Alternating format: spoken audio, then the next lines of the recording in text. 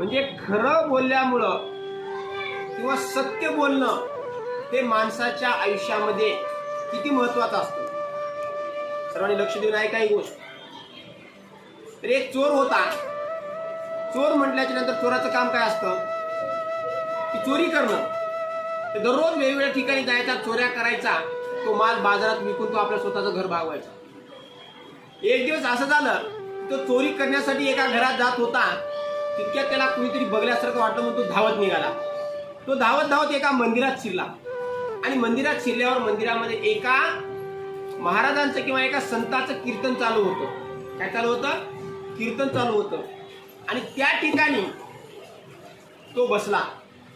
त्या मंदिरामध्ये गर्दी होती आणि गर्दी असल्यामुळे तो गर्दीमध्ये घुसला आणि गर्दीमध्ये तो बसला. आणि त्याला शोधायला आलेला माणूस सुद्धा त्या मंदिरात आला आणि तो त्याला बहु पाहू लागला. मग पाहू लागत असताना काय झालं की त्यानं आता बाहेर त्याला जाता येत नव्हतं, म्हणून तो चोर त्या कीर्तनामध्ये त्या जे की महाराज सांगतायत त्याचं जवळपास 1 ते 2 तास त्यांनी कीर्तन ऐकलं. महाराजांचं ऐकलं. ते महाराज सांगत होते की संत सांगत होते की सत्य बोललं पाहिजे, माणसाच्या आयुष्यामध्ये खरं बोललं पाहिजे, कुठलेही चांगले कामं केले पाहिजे, माणसानं खरं बोललं पाहिजे, माणसानं चोरी केली नाही पाहिजे, माणसानं कुणाला लुबाडलं नाही पाहिजे. अशा प्रकारचा उपदेश ते महाराज त्या लोकांना देत होते. मग थोड्या वेळानंतर महाराजांचं कीर्तन संपलं. महाराज निघून गेले, म्हणजे सर्व लोक निघून गेले आणि तो चोर उठला आणि तो महाराजांच्या पाया पडला की महाराज, मी एक चोर आहे. मी अचानक चुकून मी तुमच्या कीर्तनामध्ये आलोय आणि कीर्तन ऐकत असताना मला तुमच्या गोष्टी समजल्या की तुम्ही सांगितलं, तुम्ही उपदेश केला की चोरी करू नये, खोटं बोलू नये. पण माझं आयुष्य सगळं चोरी करण्यामध्ये गेलं किंवा खोटं बोलण्यामध्ये गेलं. पण मी कसं करू? त्यावेळेस महाराज त्याला सांगायला लागले की संत मानतो त्याला सांगायला लागले की बाळा, चोरी करणं चुकीचं आहे, चोरी करणं पाप आहे, हे वाईट गोष्ट आहे, खोटं बोलणं पण वाईट गोष्ट आहे.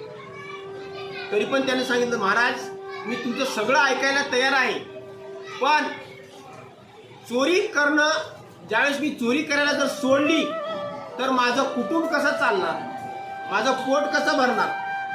त्यावेळेस त्याने सांगितलं, बरं ठीक आहे, चोरी करायचं ठीक आहे, पण खोटं बोलायचं मात्र नाही.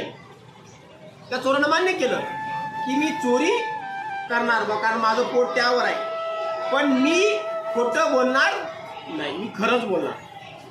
मग त्या दिवशीपासून तो चोर चोरी करायला जायचा. कुठं चाललास र? त्याला विचार, कुठं चाललास? आज मी चोरी करायला चाललो, असं लोकांना सांगायचा. म्हणजे लोकांना वाटायचं चोर कधी चोरी करायला चाललो असं म्हणून सांगत नाही. एखाद्या वेळेस जर त्यानं चोरी केली, मग सगळे लोक कोण चोरी केली? मी चोरी केली म्हणायचा आणि समोर यायचा. पण चोर कधी मी चोरी केली म्हणून म्हणतो का? नाही. म्हणून त्याला लोक सोडून द्यायचे. एक दिवस काय झालं, तो नेहमी खरं बोलायला लागला. एक दिवस तो एका राजाच्या घरात चोरी करायला जाणार होता. कोणाच्या घरात? राजाच्या. दारावर तिथं कोण होते? ते म्हणजे पहारेदार उभे होते. पहारेदारांना विचारलं, ए थांब, कुठं चाललास? त्याने सांगितलं, मी चोरी करायला चाललोय राजाच्या घरात. पहारेकरला काय वाटलं, चोर कधी चोरी करायला चाललो म्हणून सांगून जातो का? नाही जातो. हात चाललाय, बरं ठीक आहे म्हणे, चोरी करायला चाललास काय? चाललास तर तू काय कर, तू चोरी केल्याच्या नंतर त्यातला अर्धा हिस्सा मला दे, तर तुला मी आज सोडतो. चोराने सांगितलं ठीक आहे, देतो. चोर मध्ये गेला. त्याला चोरी केली. काय केली? चोरी केली. चोरी केली आणि योगायोगाने तो त्या ठिकाणी पकडला गेला. चोर काय केला? पकडला गेला. मग त्या चोराला राजाच्या समोर उभं केलं गेलं. तू चोरी केलीस का? हो महाराज, मी चोरी केली. किती केली? तो काय एवढ्या, मी 1 पिशवीभर मोहरा तुमची चोरी केली. त्याने प्रामाणिकपणे किंवा खरं बोलून सांगितलं. राजाला पटलं. तो कसा आला होता आतमध्ये? महाराज मला त्यांनी सोडलं होतं. म्हणजे तो प्रत्येक गोष्ट एवढी खरी सांगायला लागला की राजाला आश्चर्य वाटलं की एवढा असा चोर मी पहिली वेळेस बघतोय की तो प्रत्येक गोष्ट खरं बोलतोय. मग त्याने सांगितलं ठीक आहे, म्हणजे तू चोरी केलास मान्य आहे, पण एवढा मी सत्य बोलणारा किंवा खरं बोलणारा चोर आतापर्यंत पाहिलेला नाहीये. मग राजा त्यावर खुश झाला आणि राजाने सांगितलं, मी तुला बक्षीस देणार आहे. काय बक्षीस देऊ सांग? पण त्याने सांगितलं की महाराज की मला तुम्ही बक्षीस द्या, पण मी असं तुमच्या पारेकऱ्यासोबत त्याला वचन देऊन आलोय की माझ्या बक्षिसाचा अर्धा हिस्सा किंवा मी जे बाहेर चोरी करून आणेल त्याचा अर्धा हिस्सा मी काय करणार आहे, त्याला देणार आहे. मग राजाने त्याला बोलावलं. मग त्याने सांगितलं तुला बक्षीस काय पाहिजे. काय नाही म्हणे, मला 10 फटके मारा. काय करा, 10 फटके मारा. मग 5 फटके पहारेकऱ्याला बसले. मग राजाला नाईलाजाच तो बक्षीस म्हणून ह्याला हळूहळू 5 फटके मारले.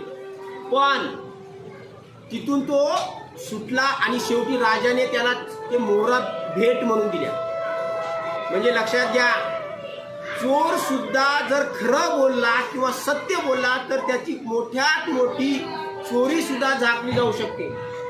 म्हणून संत लोकांनी किंवा चांगल्या लोकांनी ज्यावेळेस उपदेश केलेला असतो किंवा मोठ्या माणसं जे सांगतात ते नेहमी काय असतं, सत्य असतं.